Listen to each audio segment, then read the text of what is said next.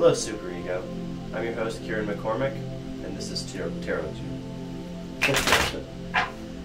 Today, I'm still feeling a little bit under the weather, but I've got the energy and the motivation to try and go out there and, make it, as they say. And I would like to do a little bit of a read sort of about that sort of energy of persistence, of, getting out there despite all odds and, trying to do something with your life. We'll be doing a clarifying spread. It's an oldie but a goodie, and we hopefully won't take too long with that. Here we go. The Lovers is the dominant energy. Nine of Swords, Six of Pentacles, Two of Wands. Let me just go ahead and zoom in there. Oh, can't zoom in any more than that. Okay. Well, you do what you can. Cool. I've got a whole new lighting set up, and I did my inaugural broadcast for the app last night. So that's now been released to Apple and is up for approval. And in my inaugural read, I actually got the Lovers in this position as well. And so, worth noting that the Lovers is kind of jumping out at us right now. The Lovers here, though, is taking the role of the dominant energy. It's not just supporting evidence in this case. It's sort of the overarching structure of this read. It's the summary. A lot of people look at the Lovers and they think about relationships, and it definitely has that meaning. A lot of times when you see this card, it could be a new relationship, a new potential relationship, some kind of a change in the energy of an existing relationship. All of that is definitely like a component of the Lovers, but I think in this case, what we're seeing is the interpretation that it represents some sort of important moral choice. There's a lot of imagery here relating to Adam and Eve. This is pretty clearly Adam, that's pretty clearly Eve. We've got a tree with apples and a serpent. We've got an angel up there and the sun. And the sun tends to represent sort of like divine perfection, the ultimate balance, the ultimate center of the universe. And then this angel is sort of filtering the angel's message down to Adam and Eve and offering them this fundamental, deep choice in their life that they need to sort of address, whether or not to seek the tree of knowledge. There are some interesting interpretations from the Bible that suggest that that eating from the tree of knowledge was an important step, that it wasn't necessarily like a bad thing, but the general interpretation is that it was a bad thing. And so I think what we're seeing here, bringing it back to the subject at hand, is that we're all facing this choice.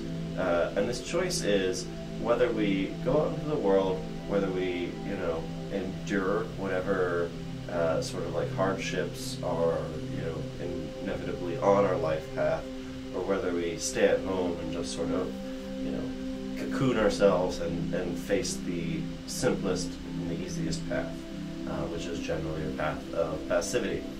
And so, while that may or may not be a moral choice in every case, it is an important spiritual choice. And every day that you go out, every day that you go to work, every day that you do whatever it is you do on a daily basis, you are making that choice. You're saying, I'm going to get up today, I'm going to do something. And, maybe you make that same choice every day, maybe sometimes you don't. But, that's sort of the fundamental choice at odds here. As we move down, these are going to be treated relatively symmetrically, and the purpose of these cards is to just sort of better understand that, dominant energy, that thesis of this subject. So we've got Nine of Swords and Two of Wands. Both of these are very, masculine energies. They're very propelling. They move things forward.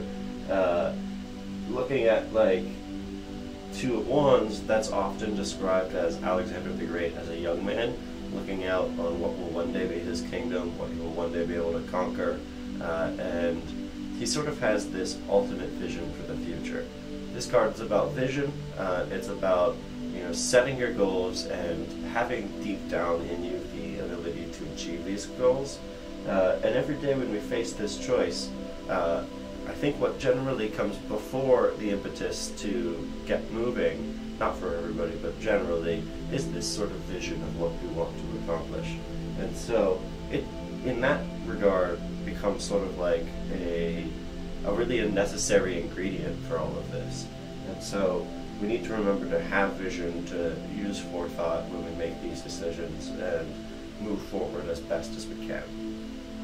2 in the Tree of Life is Chakma, which generally stands for wisdom, and it's at the top of the Tree of Life. It's very primordial.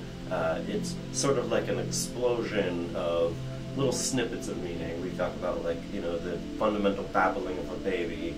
We talk about you know, letters and numbers, but not yet words, not yet constrained by form of the universe, but just these little tiny tidbits of meaning that will one day be very, very vital. And in that regard, we're looking at this card as sort of like a gift of possibility. Now, over on this end, we've got sort of way down at the bottom of the Tree of Life on Yasad, we've got something that is much more balanced, much more constrained, and much better represents the universe that we live in. Yasad is often described as like the land of angels and demons. It's where the ultimate, immutable, unmarred archetypes live. It's where the stories of Greek gods live. And that's really relevant to the Nine of Swords here, because Nine of Swords is all about these like waking nightmares. And actually last night I experienced this quite a bit. I had the hardest time sleeping, and I experienced some very extreme nightmares that really kind of like shook me and you know, forced me to wake up and reflect a little bit. And I think that this kind of brings like a very opposite energy to the Two of Wands. This is the sort of fears that stop us from going out into the world, the fears that stop us from doing the things that we need to do. You know, this could be a fear of failure. It could be a fear of, you know, physical harm. Just leaving your home can sometimes be dangerous, or at least can seem dangerous with, you know, the news today. And so, at the two polar opposite ends here, we've got this understanding of, you know, vision of what you want to accomplish and fear that you will fail to do that. And sort of those are the fundamental sides of the coin that we're comparing here.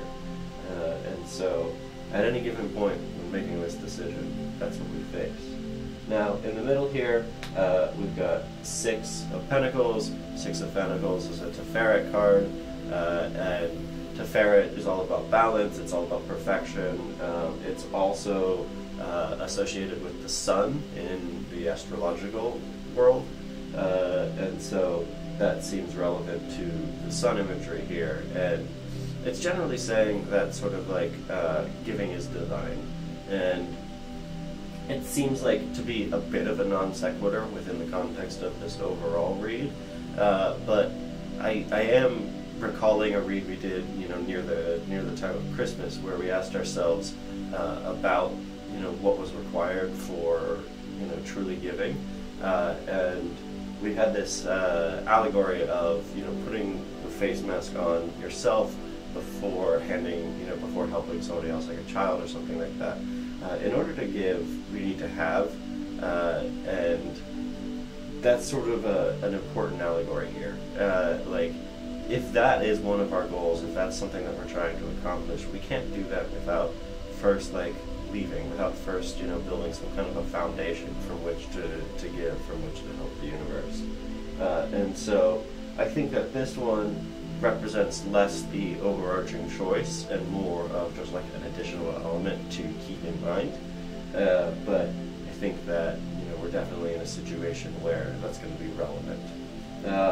So I hope all of you are getting out there, starting your day, you know, accomplishing whatever you need to accomplish, and I will see you tomorrow at 9.